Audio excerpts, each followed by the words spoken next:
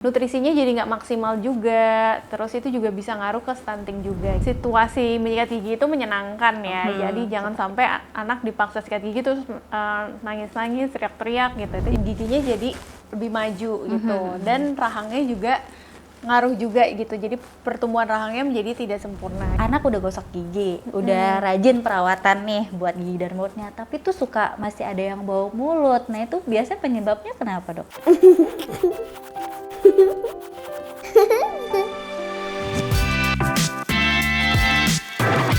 Parenting Story. Halo parents, balik lagi di Parenting Story bersama saya Ica. Di sini kita akan membahas dunia parenting update berdasarkan real life story of parenting. Dan di episode kali ini kita akan membahas gimana sih perawatan gigi dan mulut untuk anak. Dan pastinya kita sekarang juga sudah kedatangan seorang dokter gigi yang cantik dan juga seorang ibu. Welcome to Dr. Randita. Halo dokter. Gimana kabarnya? Baik, gimana kabarnya? Alhamdulillah baik juga. Terima kasih ya dok sebelumnya udah berkesempatan hadir meluangkan waktunya di Parenting Story, tentunya di Parenting Podcast ini. Aku yang makasih loh udah diundang ke sini. Jadi bisa sharing-sharing ya hari ini. Betul. Jadi hari ini kita bakalan sharing banyak tentang perawatan gigi dan mulut ya dokter ya. Dan mungkin banyak pertanyaan-pertanyaan dari ibu-ibu di luar sana tentang gimana perawatan gigi, dan hari ini pastinya kita akan bahas langsung. Oke. Ya. Tapi sebelum kita bahas lebih lanjut nih dokter, boleh dong perkenalan sedikit? Halo semua, perkenalkan aku Dr. Radinta Betari. Nah, biasa dipanggil Dokter Dinta ya. Nah, aku adalah seorang dokter gigi dan juga seorang ibu. Nah, aku tuh juga sering banget sharing tentang parenting di Instagram dan di TikTok @radintabetari. Yang belum follow, boleh follow. Nah, aku kesibukannya, aku praktek di klinik di Ponorogo di Bekasi. Dan aku juga ownernya di klinik itu juga. Kemudian aku juga ya sering bikin konten, dan juga aku ngurus anak juga. Wow, padat sekali ya bun. Nah, dokter kan seorang dokter dan juga seorang ibu nih. Mungkin banyak juga pertanyaan ibu di sana, ada keresahan nggak ketika melakukan perawatan ke anak sendiri? Terutama perawatan gigi ya dokter ya? Iya, jadi walaupun seorang dokter gigi ya, kadang itu realitanya nggak semulus teorinya. Ternyata karena kan tiap anak tuh beda-beda gitu. Cuma karena aku lebih tahu ilmunya, karena aku belajar ya jadi seorang dokter gigi. Jadi walaupun ada tantangan, misalnya anak emang awal-awal tuh memang nggak mau buka mulut, susah gitu. Tapi karena aku biasain dari kecil udah sering dibersihin gitu. Nah itu ngaruh juga, dia semakin besar itu pas tumbuh gigi dia tuh juga nggak demam gitu. Itu juga ngaruh juga soalnya. Oke, jadi pengaruh ya. Jadi untuk usia sendiri itu bagusnya dari kapan sih mulai perawatan gigi itu dok? Nah, perawatan gigi itu malah dari gigi belum ada sama sekali. Belum ada. Jadi dari newborn itu tuh udah harus dibersihin pakai kasa hangat yang dicelupin di air mateng ya. Gitu. Nah, kasanya dililitin di jari telunjuk, terus habis itu diusapkan di bagian mulut dan lidah anak. Itu sehari 2 kali, pagi sama malam sebelum tidur. Gitu, itu juga buat ngurangin sisa-sisa susu gitu. Yang ada di mulut, yang ada di lidah juga. Lidah sama gusinya gitu ya. Karena kalau misalnya nggak dibersihkan, itu lama-lama bisa bikin jamur juga gitu. Jadi makanya penting banget sih dari awal itu ngebiasain anak untuk merawat giginya ya. Jadi udah ada benda yang masuk ke dalam mulut itu dia udah nggak asing lagi gitu. Oh iya ya, apalagi pas pertama kali tumbuh gigi gitu ya. Itu paling penting banget ya dok. Pas udah pertama kali tumbuh gigi, ya itu udah harus pakai pasta gigi gitu. Oh gitu, berarti udah boleh dari awal pertama kali. Nah, pasta gigi yang seperti apa? Mungkin kayak ibu-ibu baru tahu itu kan kayak ini udah tumbuh gigi nih, apa sih yang pertama harus dilakukan juga? Oke, jadi kalau dari masih awal-awal tumbuh gigi itu kan udah boleh tuh pakai pasta gigi. Nah, itu pasta giginya itu pilih yang berfluoride juga gitu. Iya. Nah, pasta gigi yang berfluoride yang direkomendasikan sekarang tuh yang 1000 ppm. 1000 ppm. Nah, itu pakainya juga kecil aja, kalau masih di bawah 3 tahun tuh sekecil biji beras. Nah, itu kalau masih giginya masih 1 atau 2 itu masih boleh dilanjutin yang pakai kasa itu, tapi diolesin pakai pasta giginya.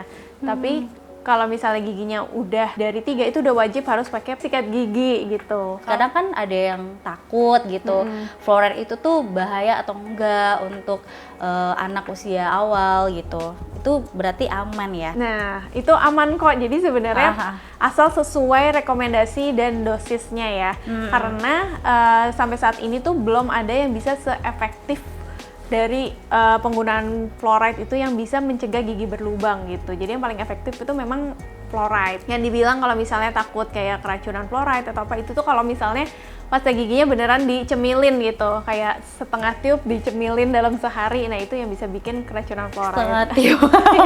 Ada juga ya. Tapi berarti untuk fluoride itu ditentukannya tuh oleh jumlah gigi ya, bukan usia gitu, benar nggak?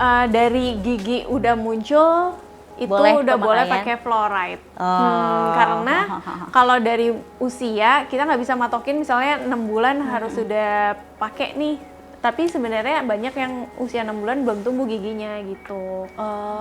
Gitu. Jadi sesuai giginya munculnya kapan. Oh iya ya. Tapi di lain fluoride itu ada lagi bahan pasta gigi nih dokter yang ada xylitol. Nah itu gimana dok? Ya xylitol itu bagus juga untuk melindungi gigi juga ya. Nah tapi memang tidak se-efektif fluoride. Nah xylitol itu biasanya dia digabungin sih sama fluoride gitu. Nah ada juga sebenarnya yang pengganti fluoride juga namanya hidroksiapatit. Nah itu dia pakai bahan yang mirip kayak bagian mineral dari gigi sih. Nah itu bisa juga dipakai. Nah tapi sebenarnya yang sangat direkomendasikan oleh WHO, IDAI itu yang fluoride gitu. Oh oke. Nah tadi dokter sudah mention juga kali ya kalau anak tuh ngemakan setengah tiup baru tuh bahaya. Tapi kalau ketelan sedikit tuh gimana? Oke, kalau ketelan sedikit itu juga aman juga gitu. Gak apa-apa ya. Kadang anak-anak kan suka ya. Enak nih, apalagi kalau masih anaknya itu ada rasa-rasanya gitu. Kadang pas giginya dia suka di mut-mut. Aman. Oke. Nah, mungkin banyak juga orang tua yang masih kayak khawatir juga ya kalau misalnya nanti ketelan terus-terusan itu kan juga mungkin akan bahaya ya dokter ya, dan mungkin juga susah untuk berkumur. Nah dari dokter sendiri gimana sih cara untuk mengajarkan anak tuh bisa lebih aware lagi gitu untuk dalam pas ngosok menyikat gigi ataupun juga berkumur gitu? Oke, supaya anak lebih aware, maksudnya dia lebih tahu gimananya gitu ya Iya, cara takutnya nyikat gigi ditelan mulu kan kalau oke. lagi gosok gigi. Nah, gimana kita sebagai orang tua gitu?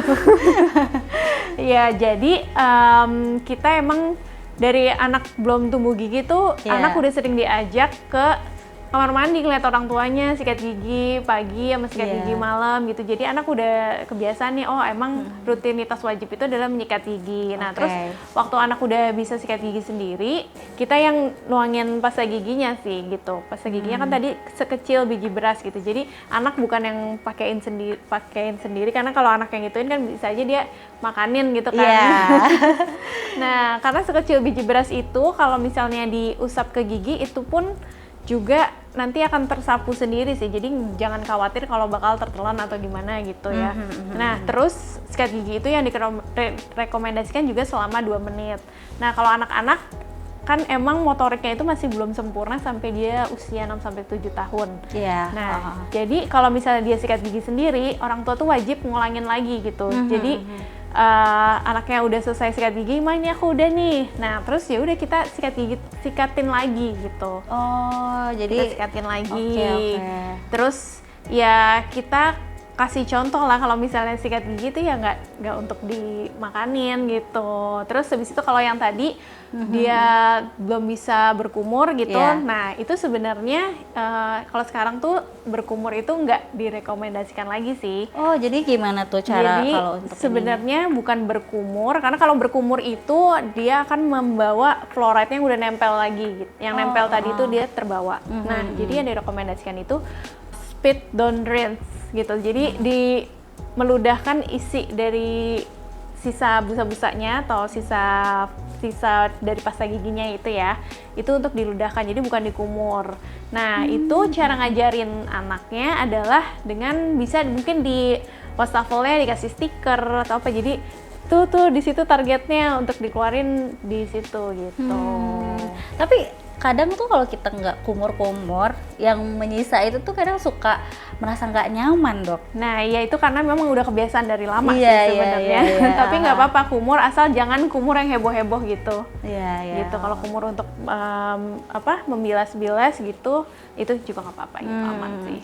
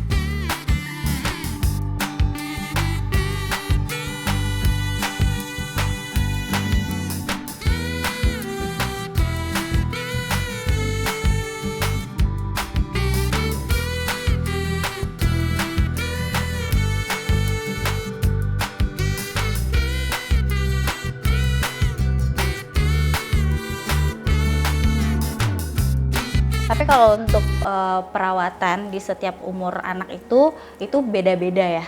Atau gimana tuh, Dok? Oke, jadi perawatannya yang tadi tuh yang udah aku bilang ya, Dari kayak bayi, dari newborn yang pakai kasa, terus habis itu dari gigi pertama numbuh, nah itu udah harus disikat gigi, itu pagi habis makan sama malam sebelum tidur. Nah itu udah lanjut terus sih sampai dewasa, sampai kakek nenek. Tapi kalau untuk bayi itu dalam satu kali itu berapa idealnya gitu, berapa kali kita harus ngebersihin gitu? Sehari 2 kali juga. 2 hari sama ya? Pagi sama malam sebelum tidur gitu. Nah terus habis sikat gigi itu juga jangan minum susu lagi gitu. Oke. Nah, atau Dok. makan ngemil-ngemil gitu jangan. Oke. Nah, menurut dokter nih, seberapa penting sih peran orang tua tuh dalam menjaga kebersihan gigi dan mulut anak? Menurut aku sangat penting banget sih, karena itu basic kesehatan seorang anak itu dari giginya juga, karena dari gigi tuh ngaruh juga loh ke yang lainnya, kesehatan Iya, yang betul. lainnya. Jadi kayak ada penelitian juga anak yang giginya bolong nilainya itu lebih rendah dibanding yang lain. Terus habis itu juga nutrisinya jadi nggak maksimal juga, terus itu juga bisa ngaruh ke stunting juga gitu. Jadi penting banget orang tua untuk ngajarin kebiasaan sikat gigi pada anak gitu ya, merawat gigi dan mulut anak gitu. Nah, untuk pertumbuhan gigi ini mungkin ada yang telat, ada yang cepat. Nah, untuk sesuai dengan usia itu ada yang perlu dirangsang nggak, Dok? Gitu. Oke, jadi biasanya tumbuh gigi anak itu di usia 4 sampai 14 bulan. Nah, tumbuh gigi pertama ya. Nah, banyak orang tua yang kayak anaknya umur setahun giginya belum ada. Nah, itu dia khawatir gitu. Kok nggak numbuh-numbuh, tapi teman-temannya udah pada tumbuh. Nah, itu sebenarnya yang red flag-nya adalah kalau di 18 bulan belum ada yang tumbuh sama sekali. Itu perlu ke dokter spesialis gigi anak ya buat dicek ada nggak sih benih giginya gitu. Nah, gimana caranya orang tua untuk merangsang adalah dengan memberikan makanan yang bertekstur. Jadi kalau udah 12 bulan itu kan udah boleh makan tekstur yang sesuai makanan orang dewasa ya, tekstur normal. Nah itu walaupun belum ada giginya tetap aja dikasih makanan yang bertekstur itu. Nah ini ngaruh juga nih sampai nanti dia gede gitu. Sebenarnya kita itu harus makan makanan yang keras, yang bertekstur, daging yang agak susah dikunyah, terus atau apel, terus atau wortel yang agak keras. Nah itu bagus buat merangsang tekstur gigi dan rahang. Karena kalau manusia purba itu nggak ada gigi bungsunya yang bikin masalah kayak sekarang gitu. Jadi karena makin kesini makanan modern itu semakin lunak.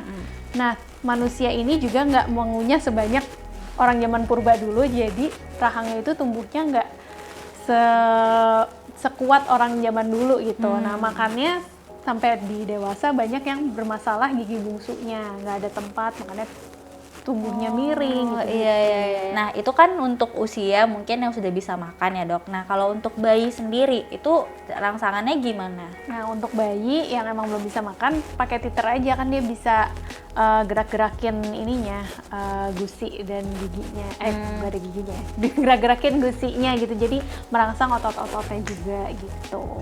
Oke, tapi bayi itu suka ada ini nggak ya, kayak radang gitu, kayak sakit gitu gigi? Kayak sakit biasanya jarang banget sih gitu, tapi biasanya nih kalau anak yang tumbuh giginya dia jadi demam sedikit, nah itu biasanya karena kondisi gusinya yang kotor gitu. Nah itu bisa meningkatkan anak jadi demam. Tapi kalau orang tuanya rajin ngebersihin, biasanya anaknya tuh nggak demam pas tumbuh gigi. Pas tumbuh gigi pertama itu ya, pantasnya mungkin banyak orang-orang yang pas anaknya tumbuh pertama tuh sampai demam, sampai giginya tuh gatel banget gitu. Tapi ada tanda-tanda yang wajar atau nggak wajar nggak ketika tumbuh gigi tuh? Yang wajar itu sebenarnya kalau demamnya demam ringan sih, di bawah 38,5 gitu.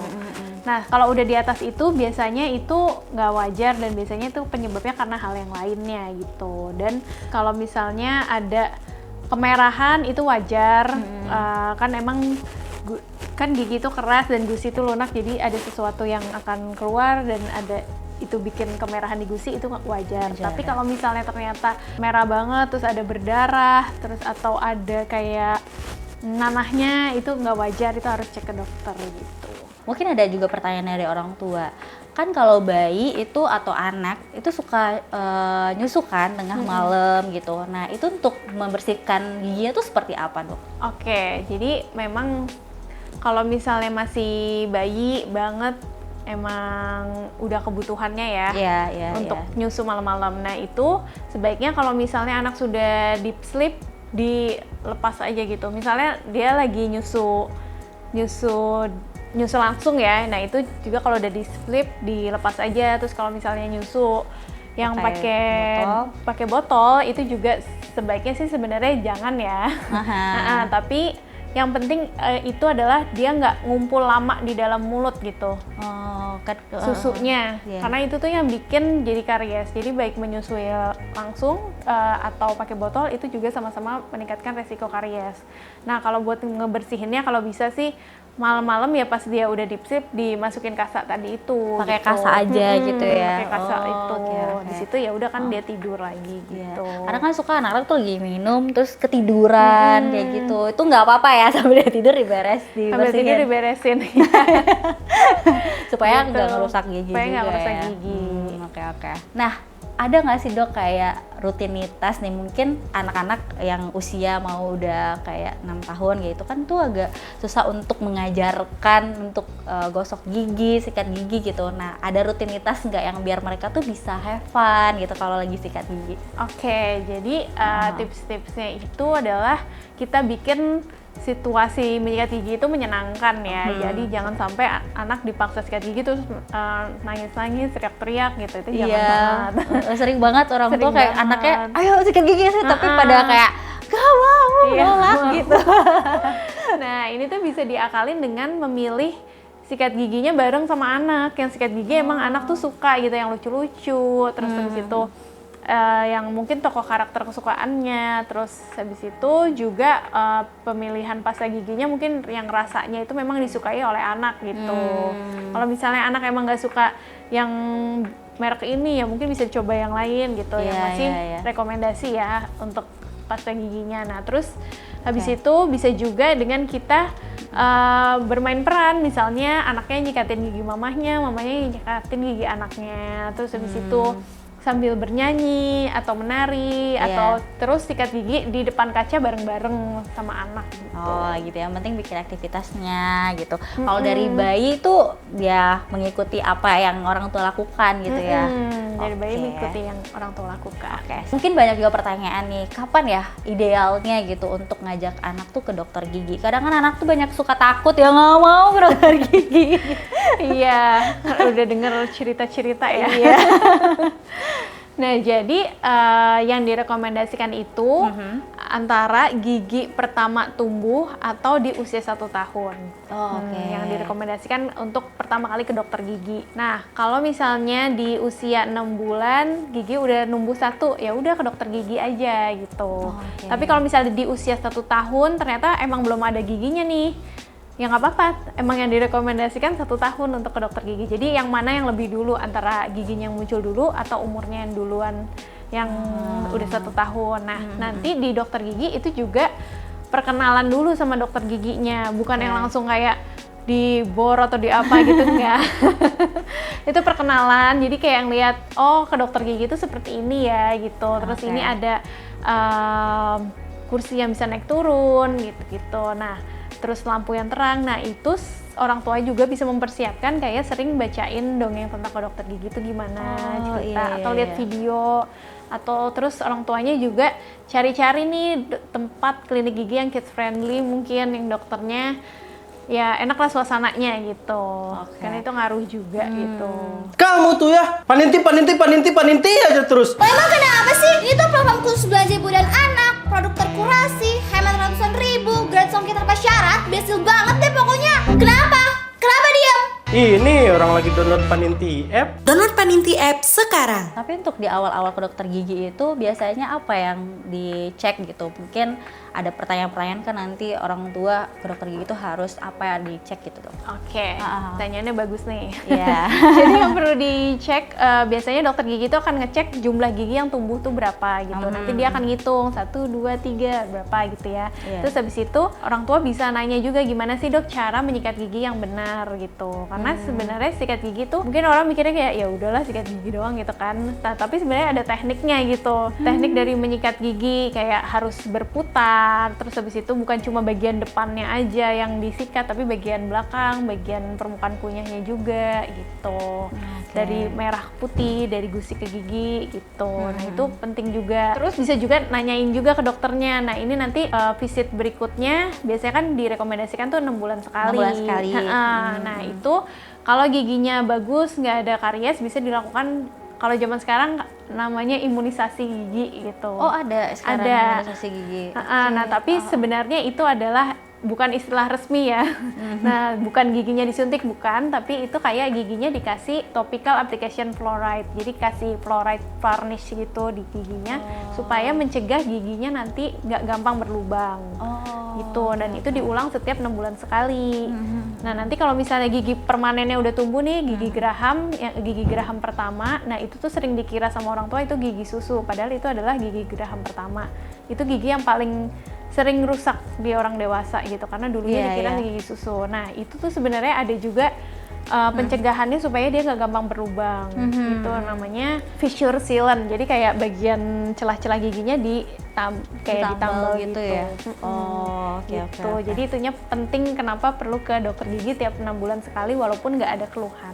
Oh iya, oke. Nah, mungkin masih ada yang keliru gitu dok. Untuk teknik menyikat gigi itu setiap usia tuh berbeda ataukah sama gitu? Tadi dokter udah jelasin kayak anak tuh memutar gitu, terus gimana? Ya kalau misalnya di anak-anak itu memang aku ulangi lagi ya, kayak gerakannya tuh memutar gitu dari merah ke putih. Jadi dari gusi ke gigi. Kadang orang tua suka miss ya kalau misalnya gusinya tuh nggak perlu disikat. Nah, tapi kalau di anak-anak itu perlu juga disikat gitu, dari merah ke putih, dari merah ke putih. Itu gerakannya memutar, terus habis itu seluruh permukaan dari yang depan, terus habis itu permukaan kunyahnya sama permukaan belakangnya.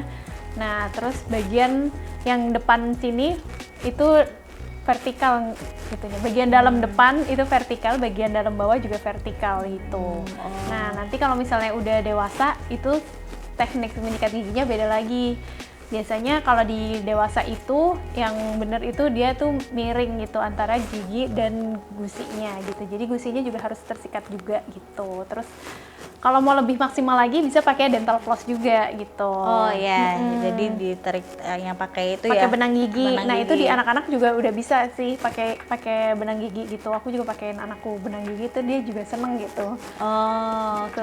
Orang dewasa juga perlu pakai benang gigi juga gitu, biar lebih maksimal. Pakai benang gigi itu di usia setahunan udah boleh kok gitu dipakein benang gigi. Nah, tapi kadang anak nggak langsung mau ya, jadi dia biasanya sih lebih tertarik kalau misalnya kita orang dewasa pakein duluan gitu. Nah, nanti kan anak-anak itu cenderung ingin meniru yang orang dewasa lakukan. Nah, itu dia setelah lihat orang tuanya seperti itu, nah kita bisa coba untuk pakein ke anak. Nah itu anak juga disuruh cobain dulu nih, ini nggak tajam kok gitu, disuruh pegang gitu. Terus dipakein deh. Nah untuk pakai dental floss itu juga harus agak masuk ke gusinya sedikit gitu. Tapi kalau misalnya anaknya belum terbiasa nggak apa-apa, jadi yang penting masuk. Terus nanti kalau anak udah sering baru bisa agak masuk ke dalam gusinya sedikit terus dinaikin gitu. Nah itu buat menjangkau daerah-daerah yang Sulit terjangkau sama sikat gigi. yang sulit terjangkau oleh sikat gigi gitu. Jadi aku biasanya pakai dental floss itu setelah sikat gigi itu. Tapi kalau untuk baby yang pas kain kasa itu ada waktu maksimalnya nggak untuk pembersihan giginya? Nggak ada. Nggak ada ya? Berarti Nggak ada. sebersihnya udah kelihatan, oh udah bersih udah berarti. Udah bersih udah ada. Kalau di anak-anak sama di orang dewasa sama ya 2 menit gitu. Oh, oke. Kalau untuk scaling dok itu ada usia tertentu nggak? Anak tuh harus, oh ini udah mulai scaling gitu. Jadi ini biasanya karena kan kontrol rutin tiap 6 bulan nih, nanti dokternya yang akan melihat kira-kira anaknya ini ada karang giginya apa enggak. Kalau misalnya ternyata ada dan emang anaknya kelihatannya kooperatif, karena kan scaling itu alatnya nih agak tajam, terus habis itu air-airnya begitu mencerat-mencerat. Nah, kalau dokter yang menilai anaknya udah kooperatif itu udah bisa. Nah, biasanya itu di usia 3 tahun ke atas sih gitu. Tapi itu biasanya jarang sih anak yang di scaling gitu. Ini juga sebuah kekhawatiran orang tua juga sih dok. Anak udah gosok gigi, udah rajin perawatan nih buat gigi dan mulutnya, tapi tuh suka masih ada yang bau mulut. Nah itu biasanya penyebabnya kenapa dok? Oke.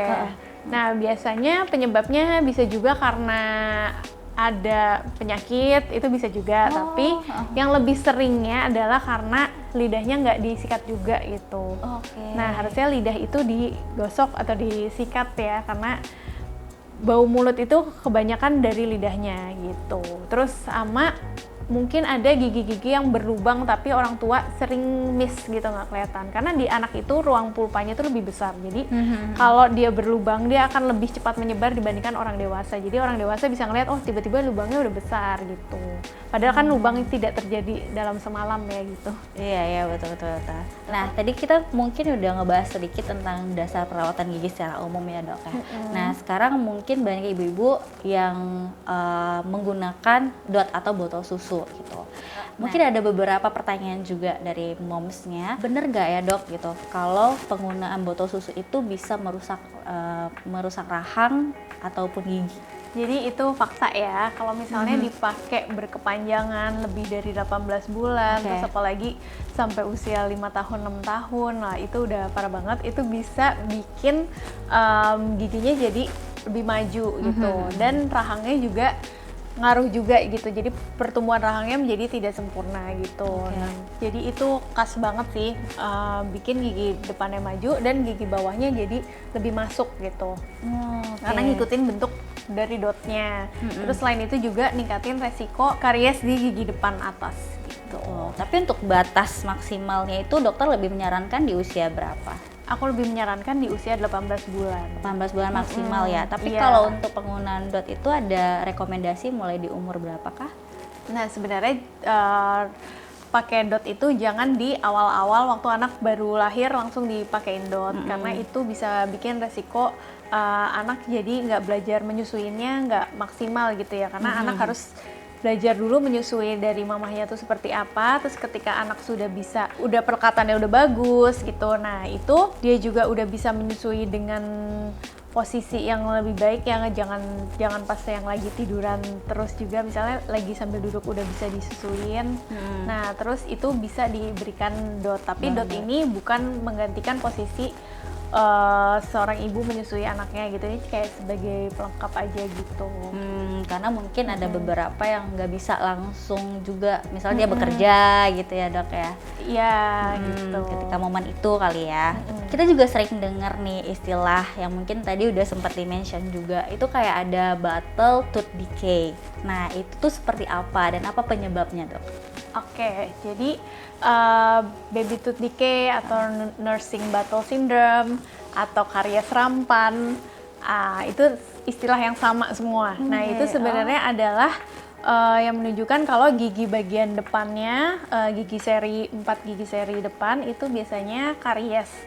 Terus tapi gigi yang bawahnya tuh baik-baik aja gitu. Nah itu penyebabnya karena sering menyusu sampai ketiduran gitu. Jadi kenapa dia kariesnya di bagian atas karena air susunya ngumpul di situ gitu.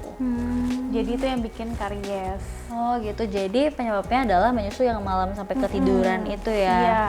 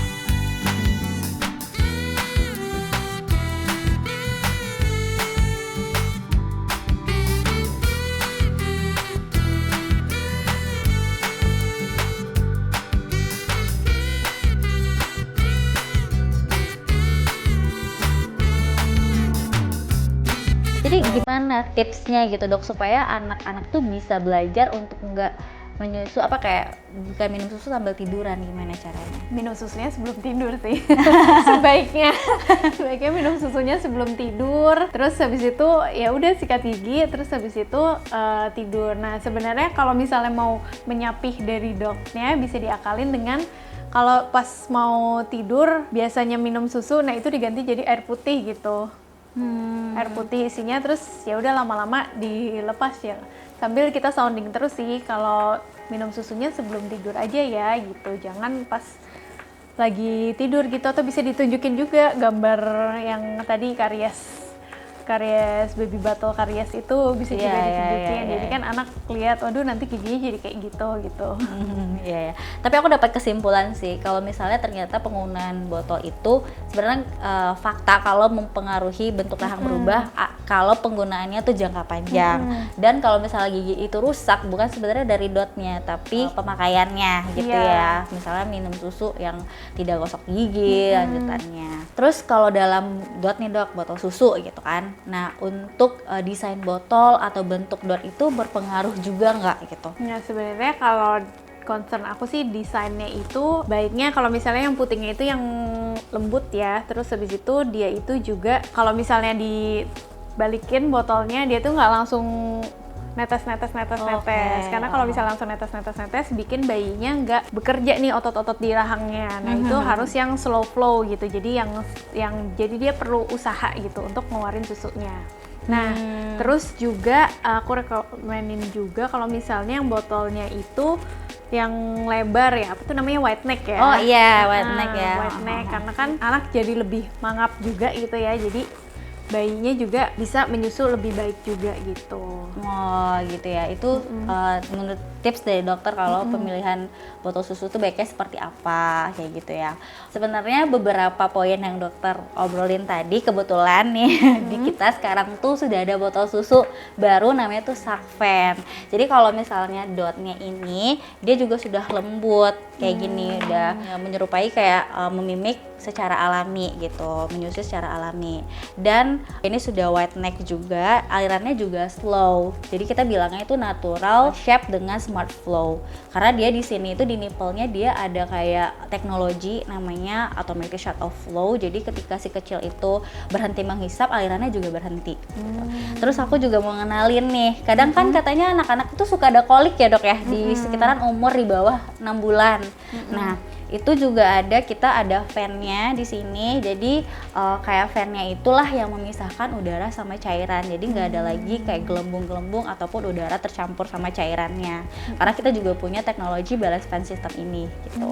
Terus yang paling membedakan Sakven itu dia ada katup udaranya gitu, jadi untuk katup udaranya inilah yang mengatur aliran si udaranya itu keluar ke dasar botol juga gitu, dan dia juga yang mencegah untuk si air itu masuk lagi ke fan tabung dan mencegah tersedak. Jadi ini botol susunya sudah anti kolek dan juga anti choking gitu sih. Dot Sakven ini atau botol Sakven ini bisa menjadi salah satu alternatif pemberian ASI mungkin bagi moms yang udah mulai bekerja atau nggak bisa menyusui secara langsung gitu sih. Bisa langsung dibeli, nanti linknya ada di bawah ya. Oke. Nah, menurut dokter nih, ada satu pesan singkat yang menjadi golden rule apa yang wajib diingat orang tua soal gigi anak. Oke.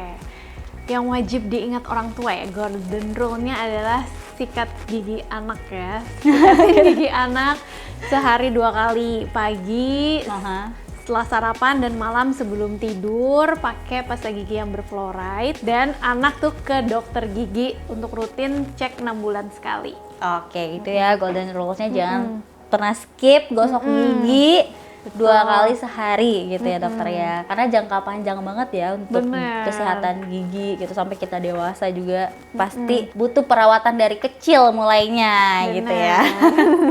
Oke, di sini kita ada segmen games, ini ada mitos dan fakta. Nanti dokter bisa jawab mitos atau fakta dan mungkin kasih alasannya sedikit. Oke, boleh Kak. Oke.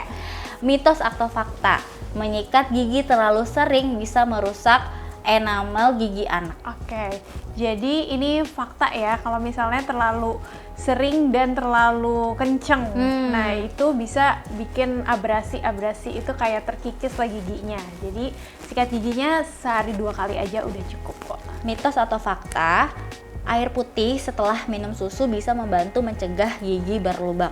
Fakta. Oke. Jadi kalau habis minum susu atau habis makan makanan yang manis itu baiknya minum air putih ya, untuk membilas gula-gula yang tadi telah ada di gigi. Nah, tapi ini juga tetap harus ya, nanti di akhir hari harus tetap sikat gigi. Oke. Mitos atau fakta, gula adalah satu-satunya penyebab gigi berlubang. Mitos. Oke, ternyata Nggak cuma gula aja, sebenarnya makanan lainnya juga bisa membuat gigi berlubang. Nah, untuk gigi menjadi berlubang itu sebenarnya butuh bakteri, butuh waktu juga. Terus makanan yang tadi itu ya, makanan nggak cuma yang manis, tapi makanan yang lain juga bisa meningkatkan resiko berlubang juga. Cuma manis itu memang karena dia sifatnya lebih asam, makanya dia lebih membuat gigi menjadi lebih berlubang gitu. Oke. Mitos atau fakta, menyusui di malam hari tidak berpengaruh pada kerusakan gigi anak. Mitos, karena kerusakan gigi anak itu nggak cuma anak tapi orang dewasa juga biasanya paling sering terjadi di malam hari, karena kan malam hari itu kondisi mulut lebih kering ya. Kalau kering, air liur itu lebih sedikit. Nah, sifat air liur itu adalah self cleansing. Nah, kalau malam-malam air liurnya kering, nah itu tuh bikin karies lebih berjalan. Nah, apalagi ditambah susu. Nah, itu bikin gigi jadi lebih gampang berlubang. Oke, makanya nggak apa-apa habis menyusui itu langsung aja ada perawatan gigi yang tadi udah kita sempat bahas ya. Oke, mitos atau fakta, anak sebaiknya mulai menyikat gigi setelah semua giginya tumbuh. Mitos, anak harus sikat gigi itu dimulai dari 1 gigi tumbuh udah boleh sikat gigi. Oke, sudah semua nih mitos dan fakta kita. Oke. Jadi berarti ini udah di penghujung obrolan kita hari ini. Terima kasih Dokter Anita. Tadi kita udah mulai bahas dasar perawatan sampai dengan botol susu, dan juga tadi ada beberapa tips-tips juga dari Dokter Anita. Lagi terima kasih udah datang di Paninti Podcast di Parenting Story ini. Semoga moms di rumah mendapatkan insight-insight baru ya. Oke, terima kasih dan sampai jumpa di next podcast. Bye